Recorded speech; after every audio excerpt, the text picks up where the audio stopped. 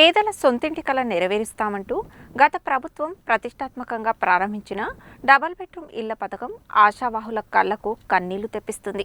కోట్లాది రూపాయల ప్రజాధనంతో నిర్మించిన డబుల్ బెడ్రూమ్ ఇల్లు నిరుపయోగంగా మారాయి. నల్గొండలో డబుల్ బెడ్రూమ్ ఇళ్ల పరిస్థితిపై కథనం. పేదల సొంతింటి కల నెరవేరుస్తామంటూ గత ప్రభుత్వం ప్రతిష్టాత్మకంగా ప్రారంభించిన డబుల్ బెడ్రూమ్ ఇళ్ల పథకం ఆశావాహుల కళ్లకు కన్నీళ్లు తెప్పిస్తుంది. ఒకవైపు నల్గొండలో పూర్తయిన ఇండ్లు నిరుపయోగంగా ఉండగా, మరోవైపు వివిధ ప్రాంతాలలో అర్ధాంతరంగా నిలిచిన మరిన్ని ఇళ్ల సముదాయాలు పశువుల షెడ్డులా మారాయి. ఈ భిన్నమైన పరిస్థితి నల్గొండ జిల్లా కేంద్రంలో నెలకొంది. డబుల్ బెడ్రూమ్ ఇళ్ల పథకాన్ని ప్రారంభించిన కొత్తలో స్థానిక కలెక్టరేట్ వెనుక భాగంలో ఉన్న కాలనీలో నిర్మించిన 552 డబుల్ బెడ్రూమ్ ఇళ్లలో కనీసం తాగునీరు, విద్యుత్, డ్రైనేజీ తదితర ఎలాంటి మౌలిక వసతులు కల్పించకుండానే అసెంబ్లీ ఎన్నికల ముందు హడావుడిగా లబ్ధిదారులను ఎంపిక చేసి ఇళ్లను పంపిణీ చేశారు. అనంతరం కొలుదీరిన కాంగ్రెస్ ప్రభుత్వం కూడా ఆ ప్రతిపాదనలను సవరిస్తూ త్వరలోనే పనులు పూర్తి చేసి నివాసయోగ్యంగా తీర్చిదిద్ది అప్పగిస్తామని లబ్ధిదారులలో ఆశలు రేకెత్తించారు. కానీ నేటికి సొంతింటి కల నెరవేరని పరిస్థితి. ఇదిలా ఉంటే డబుల్ బెడ్రూమ్ ఇళ్లను లబ్ధిదారులకు అప్పగించాలని కోరుతూ డబుల్ బెడ్రూమ్ల సాధన సమితి ఆధ్వర్యంలో తహసీల్దార్ కార్యాలయాలతో పాటు ఆర్డీఓ, కలెక్టర్ కార్యాలయాల ముందు ధర్నా నిర్వహించారు. అయినా ప్రభుత్వం స్పందించకపోవడంతో ఏకంగా డబుల్ బెడ్రూమ్ లబ్ధిదారులు సిపిఎం నాయకులతో కలిసి డబుల్ బెడ్రూమ్ ఇళ్ల స్వాధీనం చేసుకునే ప్రయత్నం చేశారు. దీంతో నల్గొండ తహసీల్దార్ పోలీసులతో అక్కడికి చేరుకుని లబ్ధిదారులకు నచ్చజెప్పి మౌలిక వసతులు కల్పించి లబ్ధిదారులకే డబుల్ బెడ్రూమ్ ఇళ్లను అందజేస్తామని హామీ ఇచ్చారు. కానీ నేటి వరకు డబుల్ బెడ్రూమ్ల పంపిణీ లబ్ధిదారులకు ఒక కలగానే మిగిలింది. మౌలిక వసతులు కల్పించి అప్పగిస్తే పేద కుటుంబాలకు నీడనిచ్చేవి. కానీ ప్రభుత్వ నిర్లక్ష్యంతో డబుల్ బెడ్రూమ్ ఇల్లు శిథిలావస్థకు చేరుకుంటున్నాయని డబుల్ బెడ్రూమ్ ఇళ్ల ఆశావాహులు ఆవేదన వ్యక్తం చేస్తున్నారు. ఏదేమైనా కోట్లాది రూపాయల ప్రజాధనంతో నిర్మించిన డబుల్ బెడ్రూమ్ ఇల్లు నిరుపయోగంగా ఉండడానికి ప్రభుత్వం అధికారులు చూపుతున్న అలసత్వమే కారణమని పలువురు అంటున్నారు. ఇప్పటికైనా లబ్ధిదారులకు డబుల్ బెడ్రూమ్ ఇల్లు అప్పగించాలని పలువురు కోరుతున్నారు.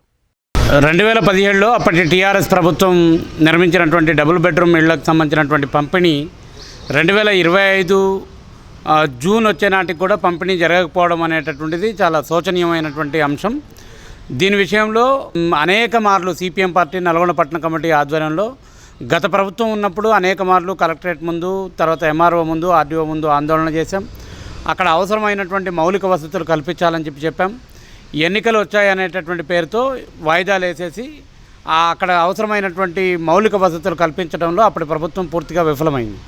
ఈ ప్రభుత్వం వచ్చిన తర్వాత డిసెంబర్లో మొదటిసారి కలెక్టర్ గారికి దరఖాస్తు ఇచ్చాం. కలెక్టర్ గారిని సందర్శించమని చెప్పాం.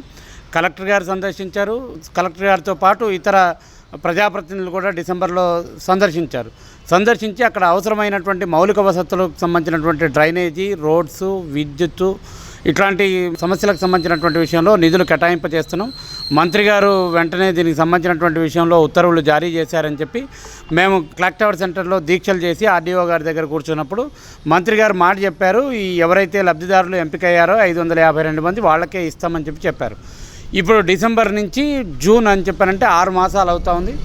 6 మాసాలు 552 ఇళ్లకు సంబంధించినటువంటి మౌలిక వసతులు కల్పించడానికి సమయం పడితే ఇంకా వీళ్ళు చేసేటటువంటి అభివృద్ధి ఎక్కడ అనేటటువంటిది కూడా ప్రజలందరూ కూడా ఆలోచించుకోవాల్సినటువంటి అవసరం ఉన్నది.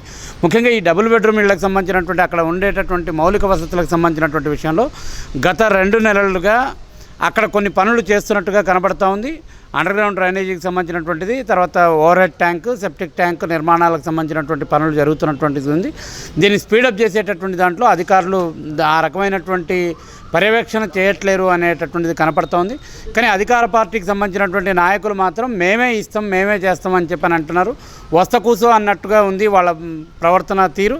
వాళ్ళు ఇచ్చేది ఎప్పుడు, సచ్చేది ఎప్పుడు అని చెప్పనేటటువంటి ఇప్పటికీ 1.5 పైగా 2 సంవత్సరాలు కావస్తుంది. రేపు నవంబర్ వస్తే 2 సంవత్సరాలు అవుతుంది ఈ ప్రభుత్వం వచ్చి. ఇంకొక సంవత్సరం పోతే మళ్ళీ ఎన్నికలు అనేటటువంటి వాతావరణం వస్తుంది. రేపు జూలై, ఆగస్టులో స్థానిక సంస్థల ఎన్నికలకు సంబంధించినటువంటి వచ్చే పరిస్థితి, సర్పంచ్, ఎంపీటీసీ, వార్డ్ కౌన్సిలర్స్ ఇట్లాంటి ఎన్నికలు వచ్చేసేస్తే మళ్ళీ 4 నెలలు 5 నెలలు వాయిదా పడేటటువంటి పరిస్థితి వస్తుంది. కాబట్టి వెంటనే త్వరితగతిన అక్కడ మౌలిక వసతులు కల్పించేటటువంటి పని చేసి వెంటనే మంత్రి గారు ఈ డబుల్ బెడ్రూమ్ లబ్ధిదారులకు అందరికీ కూడా ప్రొసీడింగ్స్ ఇచ్చి గృహప్రవేశాలు చేయించాలని చెప్తాను. వీటి విషయంలోనే అనేక మార్లు కలెక్టర్ గారిని కలిసాం, ఎంఆర్ఓని కలిసాం, ఆర్డీఓని కలిసాం, మంత్రి గారికి బహిరంగ ఉత్తరాలు రాసాం, తర్వాత నిరసనలు తెలియజేసాం, ఇళ్లలోకి పోతామని చెప్పాం, అక్కడ ఇళ్ళ గృహప్రవేశాలు చేసుకుంటామని చెప్పాం. అయినా కూడా చలనం లేదు మంత్రి గారికి. వెంటనే మంత్రి గారు నిజంగా ప్రజల పట్ల పేదల పట్ల చిత్తశుద్ధి ఉంటే వెంటనే 4 రోజుల్లో వాటికి సంబంధించినటువంటి పనులన్నీ కూడా పూర్తి చేసి కనీసం ఆగస్టు 15 నాటికైనా ఇళ్లలో లబ్ధిదారులను పంపించేటటువంటి పని చేయాలని చెప్పి కోరుతాను. నల్గొండ పట్టణంలో లాటరీ ద్వారా ఎంపిక చేసినటువంటి 552 మంది లబ్ధిదారులకు వెంటనే ప్రొసీడింగ్ ఆర్డర్స్ ఇవ్వాలని చెప్పేసి సిపిఎం అదేవిధంగా డబుల్ బెడ్రూమ్ సాధనా కమిటీ ఆధ్వర్యంలో వివిధ రూపాల్లో ఆందోళన చేయడం జరిగింది. ఎంఆర్ఓ ఆఫీస్ దగ్గర ధర్నా, అంతకుముందు గడియారం దగ్గర నిరాహార దీక్షలు, ఆర్డీఓ ఆఫీస్ కాడ ధర్నా, అనేక రూపాల్లో ఆందోళనలు చేయడం జరిగింది. దానికి సంబంధించినటువంటి మౌలిక సదుపాయాలు కల్పించాలని చెప్పేసి కూడా ఆందోళన చేసిన ఫలితంగా ప్రభుత్వం నిధులు కేటాయించి పనులు కొనసాగుతున్న పరిస్థితి ఉంది. అయితే ఇప్పుడు ప్రధానంగా అసలు సమస్య ఏంటంటే ఇప్పుడు ఆ డబుల్ బెడ్రూమ్ ఇళ్ళకి సంబంధించినటువంటిది ప్రొసీడింగ్ ఆర్డర్స్ వెంటనే ఇవ్వాలని చెప్పేసి కూడా ఇబ్బంది పడుతున్న పరిస్థితి ఉంది డబుల్ బెడ్రూమ్ లబ్ధిదారులకు. ఎందుకంటే అక్కడ కిరాయి ఇళ్ళల్లో ఇప్పటికీ దాదాపు 2.5 సంవత్సరాల నుంచి కిరాయి ఇళ్ళల్లో ఉంటున్నారు. అంతకుముందు కేటాయించిండు వచ్చింది, పేరు ఫైనల్ అయిన తర్వాత ఇవ్వడానికి కూడా ఎందుకు అధికారులు కానీ ఇట్లా అధికార పార్టీ కానీ ఇట్లా తాత్సారం చేయడం అనేది సరైనది కాదు. డబుల్ బెడ్రూమ్ ఇల్లు లబ్ధిదారులు ఇబ్బంది పడుతున్న పరిస్థితి ఉంది. కాబట్టి ప్రభుత్వం స్పందించి వెంటనే ప్రొసీడింగ్ ఆర్డర్స్ ఇవ్వాలి, పనులు కూడా త్వరితగతిన పూర్తయ్యే విధంగా చర్యలు చేపట్టాలి. ఆందోళన చెందాల్సిన అవసరం లేదు. లబ్ధిదారులకు కూడా వీళ్ళందరూ కూడా మా యొక్క డబుల్ బెడ్రూమ్ ఇండ్లు వాళ్ళకు స్వాధీనం అయ్యే వరకు సిపిఎం పార్టీ కూడా వాళ్ళకు అండగా ఉంటుందని చెప్పి మరోసారి తెలియజేస్తూ ప్రభుత్వం వెంటనే స్పందించి ప్రొసీడింగ్ ఆర్డర్లు ఇవ్వాలని చెప్పేసి మేము డిమాండ్ చేస్తూ ఉన్నాం. నల్గొండ పట్టణంలో గత ప్రభుత్వం బీఆర్ఎస్ ప్రభుత్వం ఉన్నప్పుడు నల్గొండ పట్టణంలో మొత్తం కూడా దాదాపు 3,000 మంది ఇల్లు లేని నిరుపేదలందరూ కూడా దరఖాస్తులు చేసుకుంటే దాని తర్వాత బీఆర్ఎస్ ప్రభుత్వంలో లాటరీ ద్వారా గుర్తించి 552 మందిని ఈ యొక్క డబల్ బెడ్రూమ్గా గుర్తించి వాళ్ళకు పేర్లు చెప్పడం జరిగింది. వాళ్ళ కాంచి అన్ని డాక్యుమెంట్ తీసుకున్నారు. కానీ ఇప్పటి వరకు కూడా అది ప్రభుత్వంలో వాళ్ళకు ఇండ్లు అలాట్ చేయలేదు. పేర్లు వచ్చినాయి, లిస్టులు తయారు చేసారు కానీ ఇవ్వలే. దాని తర్వాత ప్రభుత్వం మారింది. ఇప్పుడు కాంగ్రెస్ ప్రభుత్వం వచ్చి సుమారు 2 సంవత్సరాలు కావస్తుంది. అయినప్పటికీ కూడా ఇక్కడ మౌలిక వసతుల పేరుతోని బాగా డిలే అవుతుంది. ఇవ్వాలని చెప్పేసి మేము అనేక రూపాల్లో కలెక్టర్ ఆఫీస్ దగ్గర, ఆర్డీఓ ఆఫీస్ దగ్గర, ఎంఆర్ఓ ఆఫీస్ దగ్గర, కలెక్టర్ దగ్గర అనేక రూపాల్లో ఆందోళన చేసినప్పటికీ కూడా కొంత పని సంబంధించిన ఇక్కడున్న మంత్రి గారు అదేవిధంగా కలెక్టర్ గారు కొన్ని నిధులు మంజూరు చేసి ఇక్కడ డ్రైనేజీ పైప్ లైన్ ప్రస్తుతం అయిపోయింది.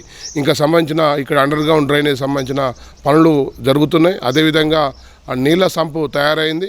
ఇక్కడ ఓవర్ ట్యాంక్ నిర్మాణం జరుగుతుంది. అదేవిధంగా ఇక్కడ సంబంధించిన సెప్టిక్ ట్యాంక్ కూడా నిర్మాణం జరుగుతుంది. వీటన్నిటిని త్వరగతిగా పూర్తి చేసి వాళ్ళ సంబంధించిన డబల్ బెడ్రూమ్ ఎవరైతే ఉన్నారో లబ్ధిదారులు ఉన్నారో వాళ్ళందరికీ వెంటనే ఇవ్వాలని చెప్పేసి దాదాపు ఇన్ని రోజుల నుంచి కాలయాపన చేస్తున్న మొత్తం కూడా డబల్ బెడ్రూమ్ లబ్ధిదారులందరూ కూడా ఆందోళనకు గురవుతున్న పరిస్థితి ఉంది. దయచేసి ఎమ్మటే కలెక్టర్ గారు స్పందించి వాళ్ళందరికీ ప్రొసీడింగ్లు ఇవ్వాలని చెప్పేసి ఈ సందర్భంగా మేము డిమాండ్ చేస్తున్నాం. డబల్ బెడ్రూమ్ పోరాట సాధన కమిటీ ద్వారా లేని పక్షంలో ఇది కాదని చెప్పేసి ఇంకొక రకంగా ఏదైనా చర్యలు తీసుకుంటే మేము దానికి కూడా వీళ్ళందరినీ కూడా సమీకరించి ఎంత పెద్ద ఆందోళనకైనా సిద్ధం చేయడానికి మేము వీళ్ళందరినీ కూడా ఐక్యం చేసి ఈ ఇండ్లు సాధించే వరకు పోరాటం కొనసాగుతుందని చెప్పేసి ఈ సందర్భంగా అధికారులకు కానీ అధికార పార్టీ నాయకులకు కానీ మేము హెచ్చరిస్తున్నాం.